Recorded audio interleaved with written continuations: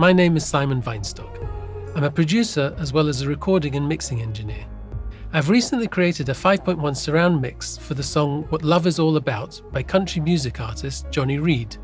The cool thing about this surround mix is that it's meant to be experienced on regular stereo headphones, which is something that's made possible by Waves NX technology for 3D audio on headphones. So what I want to show you today is how I use NX, in particular the NX Virtual Mix Room plugin, to create this kind of surround mix. I start by opening a 5.1 auxiliary bus, which will serve as a master channel.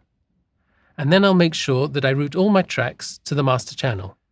Then I open up another 5.1 auxiliary bus, which will be my send to the headphones. Then, on my main master bus, I will open up a send to the NX Headphones auxiliary. On that auxiliary bus, I'll open up on the insert the NX plugin. Make sure that you use the 5.1 to stereo option, and this will let you easily route the bus to your headphones. When you route a stereo track to a 5.1 bus, you get the surround panner. Here we can determine the panning of the source. Usually when I work with the stereo, I use the panner more subtly. But when I mix for surround, I don't hesitate to use the panner much more extremely. This makes the positioning and the placement in space much more evident and precise.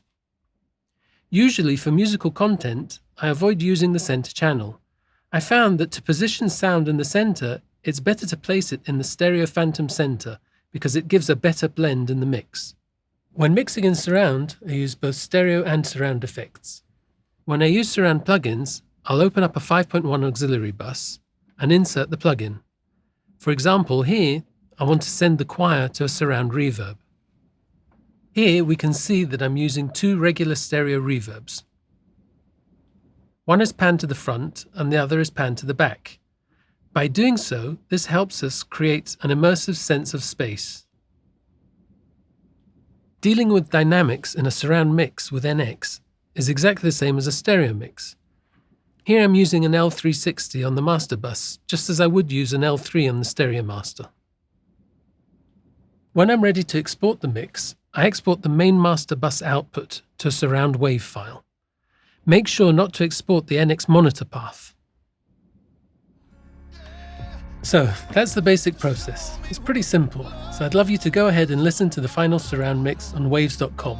And remember, you don't need a surround system, just your regular headphones.